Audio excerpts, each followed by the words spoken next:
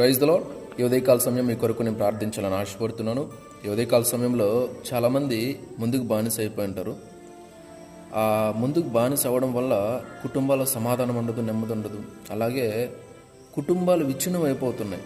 వీరి వల్ల ఆ కుటుంబము శాపగ్రస్తమైన స్థితిలోకి వెళ్ళిపోతుంది, నాశనం అయిపోతుంది. అలాంటి స్థితిలో ఉంది.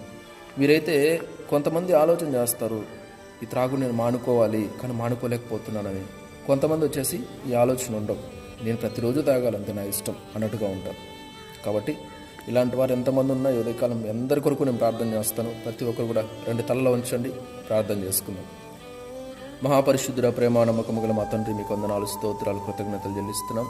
ప్రభా, ఈ ఉదయకాల సమయంలో ఇదిగో నైనా ప్రభా, ఎంతమంది త్రాగుడుకు బానిసలై ఉన్నారో తండ్రి.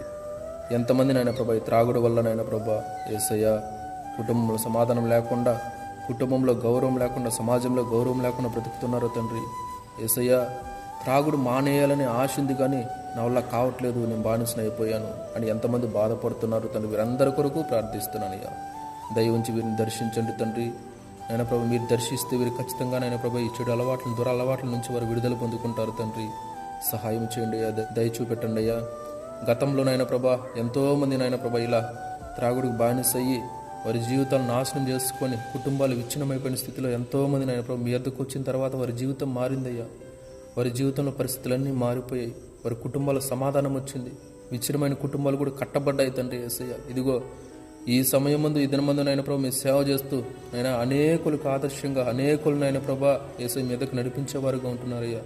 ఆ రీతిగా తండ్రి వీరందరినీ కూడా మీరు దర్శించండి తండ్రి. వారితో మాట్లాడండి అయ్యా. వారి కుటుంబాలను బాగు చేయండి అయ్యా. వారి కుటుంబాలను కట్టండి తండ్రి యేసయ్య.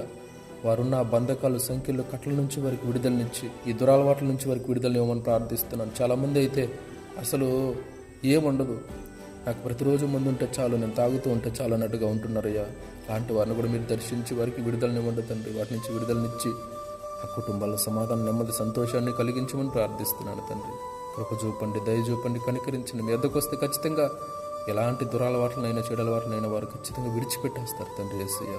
మీరు సమస్తాన్ని నూతనంగా చేయగలిగిన దేవుడయ్యా. దయ చూపండి, కృపనందించుకొని కనికరించమని.